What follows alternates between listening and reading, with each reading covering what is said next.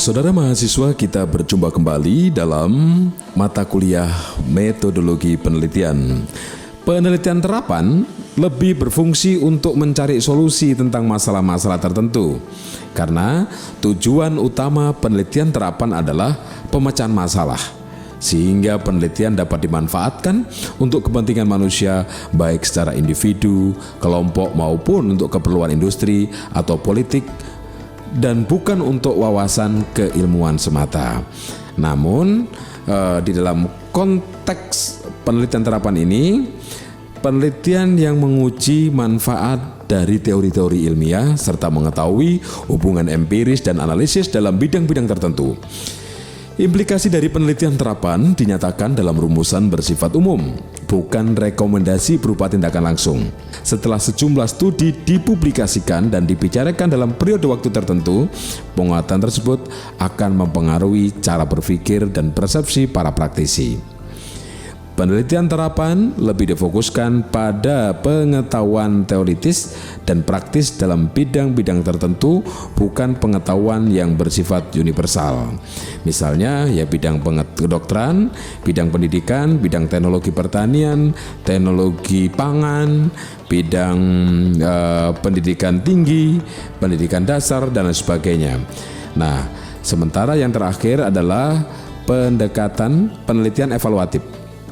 Penelitian evaluatif pada dasarnya merupakan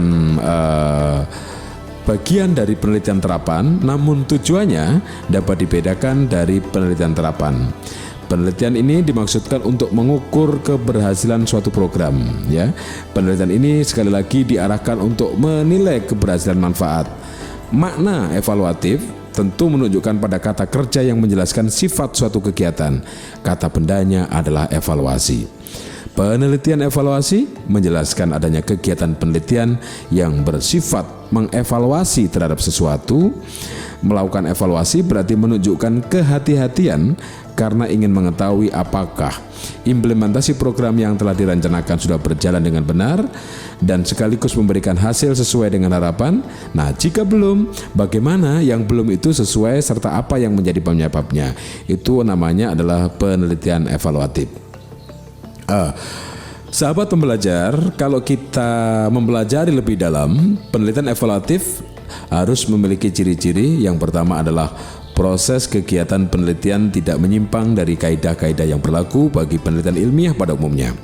Dan yang kedua, dalam melaksanakan evaluasi, peneliti berpikir sistematik, yaitu memandang program yang diteliti sebagai suatu kesatuan yang terdiri dari beberapa komponen atau unsur-unsur yang berkaitan antara satu sama lain dalam menunjang keberhasilan kinerja dan objek yang dievaluasi.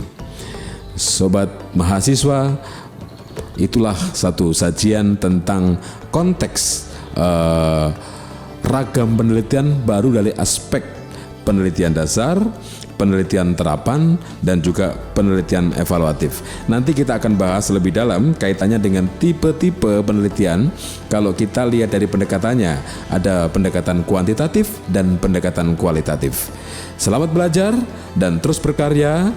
Majulah Indonesia. Anda sebagai seorang mahasiswa harus mampu menjadi bagian yang membangun negeri ini.